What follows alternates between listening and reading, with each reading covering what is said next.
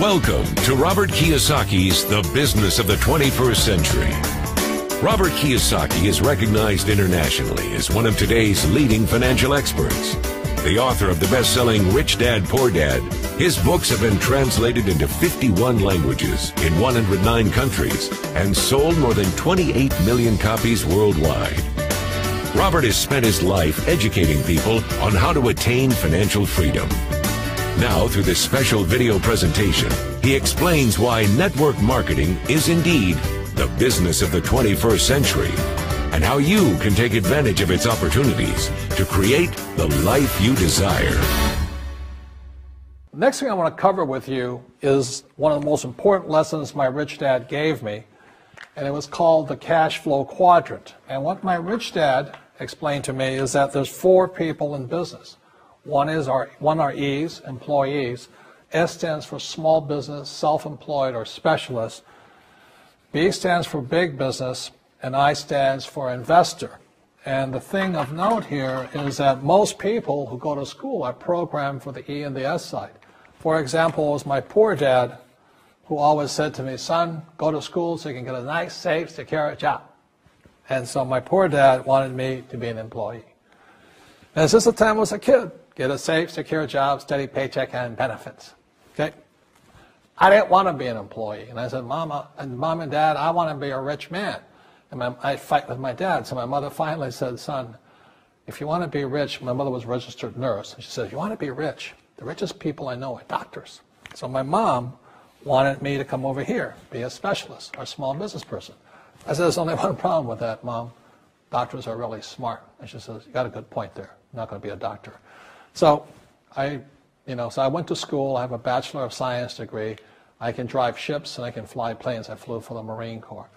But I've never used any of that education because I wanted to become a business owner. So it was my rich dad who basically said to me, become a business owner and learn to be a professional investor.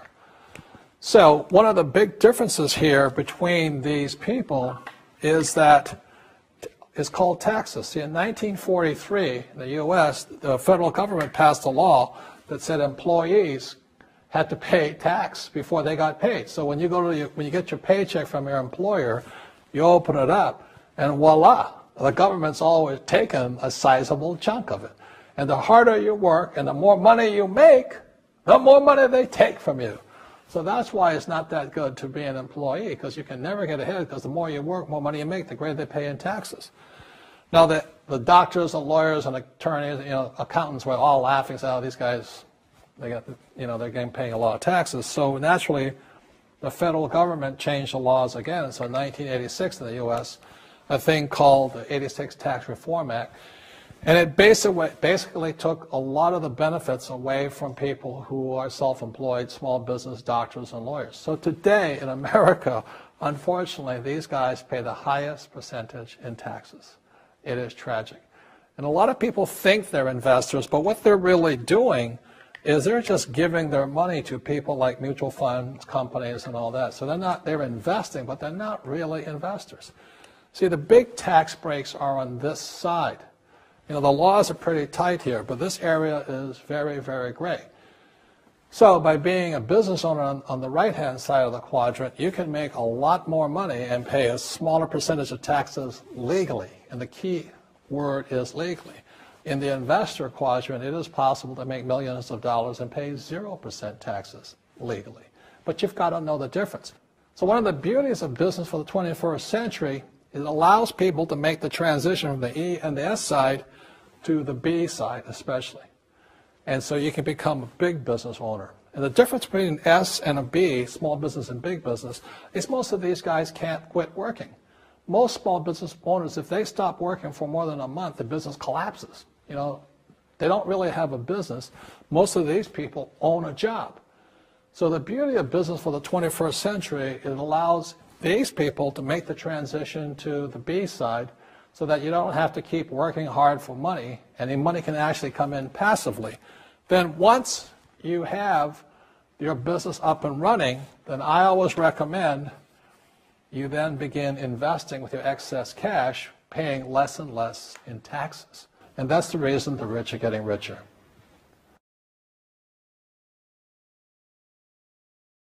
So Rich Dad, Poor Dad is a very simple story of my two dads. My real dad was the head of education for the state of Hawaii. Great guy, PhD, like I said, head of education, smart guy, but he also ran for lieutenant governor of the state of Hawaii as a Republican. Unfortunately, he lost, and he ultimately died poor, so that's why I call him my poor dad. My rich dad, on the other hand, didn't finish school, but he ultimately became one of the richest men in Hawaii. So he was my best friend's father, and starting when I was just the age of 9, my rich dad began teaching me about money and business, and why the rich are getting richer, and why there's this big gap between the rich and everybody else today. So Rich Dad is a very simple, true story about two fathers, Rich Dad and Poor Dad, tell their two sons about money. And it was my poor dad always said, go to school, get a job, work hard, and all that stuff. And my rich dad says, you'll never get rich doing that, you'll never be a free man. So that's kind of the differences. But if I would show you a diagram of the differences here, is that in financial education, this is very simply the difference. Because there's no financial education in our school, most people do not understand financial statements. So this here is income, expense, assets, and liabilities. And the reason my poor dad was poor, it was very simple. Because he couldn't read a financial statement because he don't have financial education in school. He was financially illiterate, although a PhD. And my poor dad always said, our house is an asset. And my rich dad said, your father may be well educated, but he can't tell assets from liabilities. So very simply, my rich dad said to me, assets, whether you work or not, put money in your pocket. So when a banker looks at your financial statement, the banker looks at this and says, oh, you have assets and you're putting money in your pocket. And if you look at your house, it's really a liability because every month it takes money from your pocket. Now I can hear people say, well, it's, I don't have any debt on it, but still every month you have insurance, you have upkeep and expenses to it. So very simply, the reason I'm a rich man today was I knew the difference between assets and liabilities. And I get richer and richer because every year I add more assets to my balance sheet here. And so that's one of the biggest differences. And as my rich dad often said to me, he says, son, my banker has never asked me for my report card. My banker wants to see my financial statement because it's your financial statement that shows how high your financial IQ is. How smart are you with money? If you're very smart with money, the banker will give you as much money as you want because you know how to make money with money. If you're not very smart about money, all the banker will give you is a credit card and a home loan. So those are some of the differences between my rich dad and my poor dad.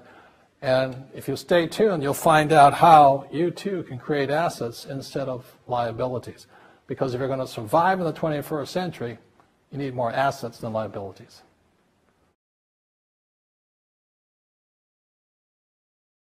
As an entrepreneur, I have built many businesses from scratch.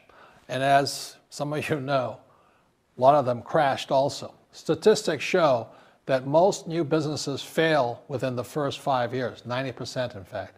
And of the 10% that survive, the remaining 10% crash in the second 5 years. So in other words, most are gone in 10 years.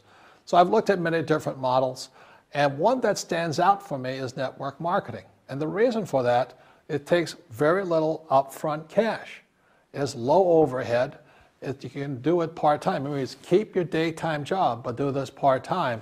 And once the business is up and running, it can generate enough income so that you can move from the left side to the right side of the quadrant. So let me tell you about my introduction to network marketing because I had a very closed mind to it. Since I can build my own businesses, I said, why do I need a network marketing business? But about 15 years ago, I have a good friend, his name is Bill, and this guy is the best real estate investor I know. He has tons of assets in here. So I said, Bill, why did you start a network marketing business? And his answer was very simple. He says, it's my way of helping people. But more importantly, he says, the reason most people can't invest in real estate is because they don't have a business. They don't make enough money simply because taxes, debt, inflation, and retirement savings are killing them. They cannot even invest. So my friend Bill, who is a professional real estate entrepreneur, he says, I started a network marketing business so the people that worked with me could start their own business and then invest money with him. So with that, I realized then that network marketing wasn't about making money, but it was about helping people to help other people make money so they become financially free. So the beauty of network marketing, I said, like it's very low entry point, doesn't take much money, you can do it part-time. And where you profit is in most big corporations is they spend millions, sometimes billions of dollars in advertising. So rather than give that money to advertisers, network marketing depends on building a network. It's called word of mouth, like you recommend a movie to a best friend.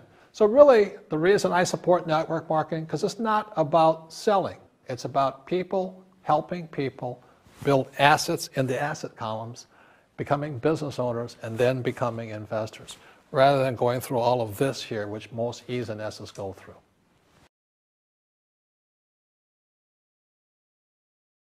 As you know, with this financial crisis, it is the E's and S's who are getting crushed.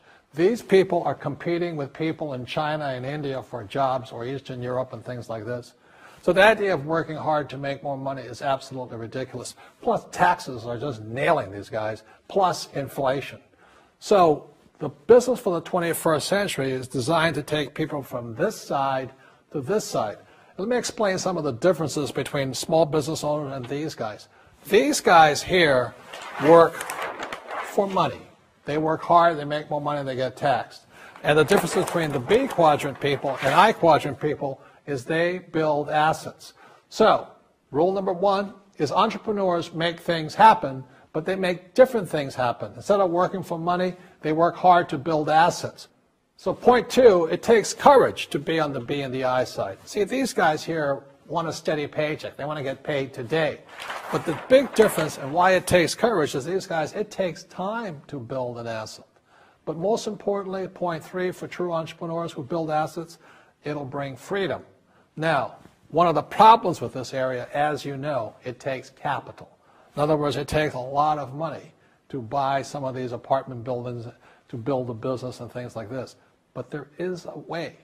There is a way to do it with very little capital, and that's what I'm here to talk to you about. It's about a business for the 21st century.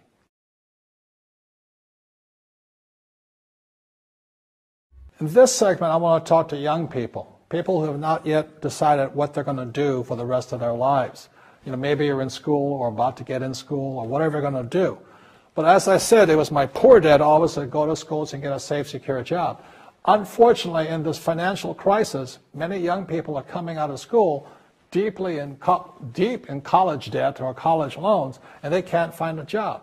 I saw some stats that for young men 18 to like 25, if you're white, 19% of them are not finding jobs, even if they have a college degree. And for African Americans between 19 and about 25, 30% of them can't find a job. So my message to you is this, is wake up. Right now, before you get a job, before you get trapped in the corporate world or trying to climb the corporate ladder and make other people happy, and they don't really care about you because they're only here to invest for these guys only want for the investors, you know. You got to make a decision. And it was in 1974 when I came back from Vietnam. Again, I said, it was my poor dad. I said, go back to school, get my master's degree, and get my PhD. And I wind up just like him, desperate, out of money, not afraid of the real world. So I had to make the decision to dedicate my life to be here and to be here. And that's made all the difference. You don't get rich quick. It's harder, it takes courage, it takes time. I failed many times over here. But in 1974, I said I was going to dedicate my life to stay on this side, on the right side, on the B and the I side, and never go back to this way. So even when I was flat broke, when my businesses failed, I didn't go back here. I thought about it. And unfortunately, when I still go back home to Hawaii, I meet some of my uncles and aunts, and they still say the same thing to me. They go, have you got a job yet? I said, no, I don't. They go, oh, too bad. It's so bad you're unemployed. The point here is they can't see it. So these guys, all they know is job security. They don't know what freedom and having a lot of money is. All they know is living below their means, struggling, paying taxes, trying to save money. So I recommend to you, start your own business. Start now. Practice. It takes time. You will make mistakes. But it's one of the best experiences because if you're successful and you persevere and you're determined, you will find a freedom and an abundance of wealth these people will never know. In this section, I want to talk to you about a different kind of quadrant. Years ago, I found out there was 4 kinds of people in the world. One type are people who must be right. These people know all the right answers. They went to school, they know everything. You can't tell them anything. This is not a good business for them because their minds are too set. Another kind of person is a person who must be comfortable. The house could be on fire, but they're still watching TV, eating a hot dog, watching what's going on in the world. These people are toast because the world economy is not coming back. The world economy has moved on. And people who need to be comfortable will probably be left behind. So the people who need to be comfortable, you probably shouldn't talk to them because you only make them uncomfortable. And they're probably not going to make the move because number 1 priority is being comfortable. Another kind of person is a person who must be liked. They want to please everybody. This is probably not the business for them either, because they want somebody else's approval. They want to be the good little boy or girl saying, I did the right thing, didn't I? You like me, don't you? And so they'll probably not be successful in the 21st century because they'll probably want to be liked by people who have to be right. And people want to be comfortable. All right, good, be comfortable. All right, you're very right. That's probably being liked. But the business for the people of the 21st century are people who must win. And that's where I am at. One of the best things I was taught in the Marine Corps and at military school is not how many times you get knocked down, it's how many times you stand up.